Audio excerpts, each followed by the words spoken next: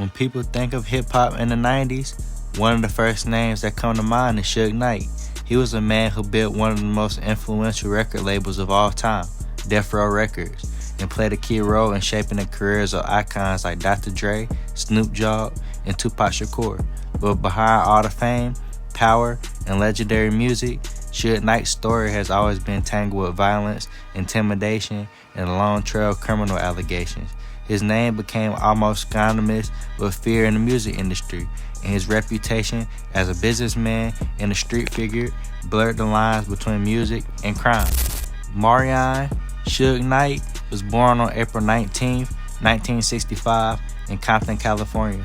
Growing up in Compton during the late 1960s and 1970s meant living in one of the roughest neighborhoods in Los Angeles County. Gang culture was rising, poverty was widespread, and crime was a part of everyday life.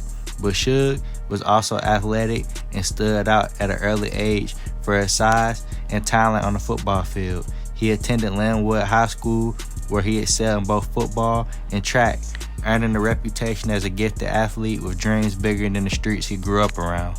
After high school, Suge pursued football at El Camino College before transferring to University of Nevada, Las Vegas. At UNLV, he played a defensive lineman and was also known for his aggressive physical style of play. In 1997, he briefly entered the NFL as an undrafted free agent with the Los Angeles Rams. Playing as a replacement player during the NFL strike, although his NFL career was short-lived, Suge remained determined to carve out a successful path. When football didn't pan out, he shifted his focus elsewhere, toward the entertainment industry. By the late 1980s, Suge Knight had found himself working as a bodyguard for top-tier celebrities. One of the most notable jobs was protecting R&B superstar Bobby Brown, who at the time was one of the most biggest artists in the world. This exposure to the music industry opened doors for Suge, and soon he realized there was money and power too, but made not just from protecting stars, but from managing and representing them. He began working with artists on the business side of music, negotiating contracts and using his imposing presence to gain leverage in ways most traditional managers never could. But Suge Knight's rise in the music world was never free of controversy. From the very beginning, rumors surrounded him about how he handled business. One of the most infamous alleged incidents took place in the early 1990s with rappers like Vanilla Ice.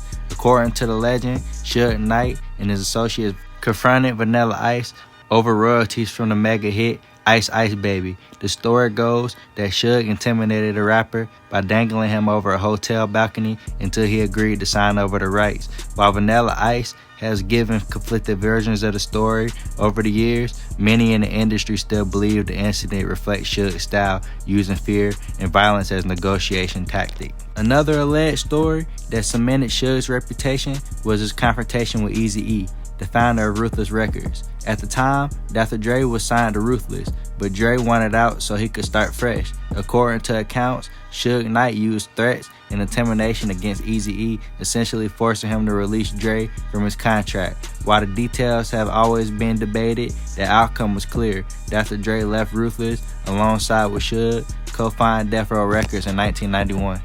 Death Row Records quickly became one of the most powerful labels in the music industry, home to Dr. Dre's groundbreaking album, The Chronic, Snoop Dogg's debut, Doggy Style, and eventually Tupac's All Eyes on Me. The label was unstoppable, but so was the chaos surrounding Suge Knight. Stories of violent encounters, threats, and assaults were constant. Many people in the industry described Death Row's office as feeling less like a record label and more like a gang headquarters, with Suge at the center of it all. In 1992, Suge Knight's first major run-in with the law came when he was charged with assault after allegedly pistol whipping two rappers at a Hollywood recording studio. He received probation, but this was just the beginning of a long list of legal troubles. In 1995, he was sentenced to 5 years probation for assaulting two men at Death Row's offices. That same year, he struck a deal to bail Tupac Shakur out of prison on a condition that Tupac signed to Death Row, a move that would forever change hip-hop history.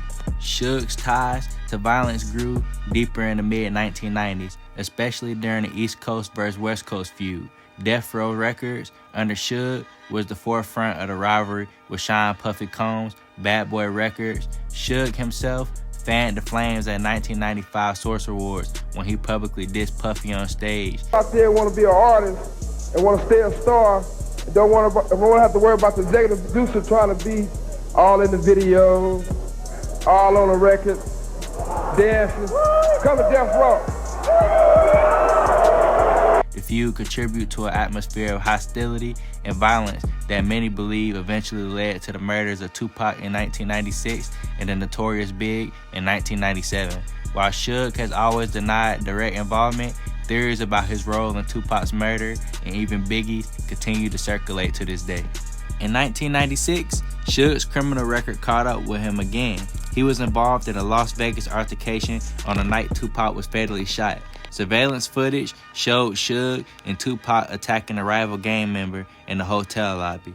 Because Suge was on probation at the time, this incident resulted in him being sentenced to 9 years in prison for parole violation. He served about 4.5 years before being released in 2001. After his release, Suge attempted to revive Death Row Records, but by then, the label had already lost its grip on the industry. Many of its star artists had moved on, and the brand was plagued with financial troubles. Still, Suge continued to find himself in violent and criminal situations. In 2003, he was implicated in an assault outside of a Hollywood nightclub.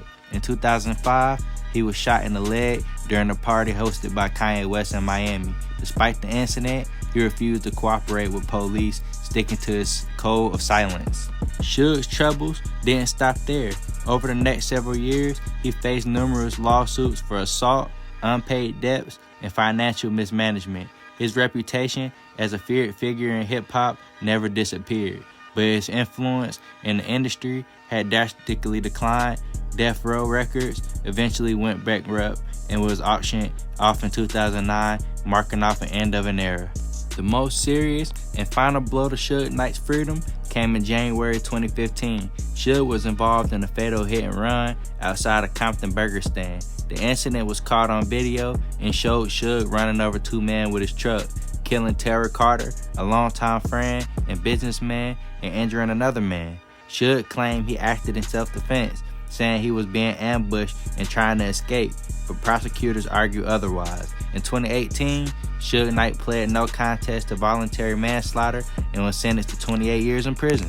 Today, Suge Knight remains behind bars, a shadow of the man who once commanded fear and respect in the music industry. His story is a cautionary tale of power, greed, and violence. While he played a major role in shaping the golden era of West Coast hip-hop, his criminal history ultimately overshadowed his accomplishments. The legend of Death Row Records is forever tied to him, but so is the trail of destruction that followed his rise to power. Suge Knight's legacy will always be debated. Was he a visionary who gave a platform to some of the greatest artists of all time, or was he a bully who used intimidation and violence to get what he wanted? In truth, he was both, and that's the complicated mix that makes his story one of the most fascinating and tragic in the history of hip-hop.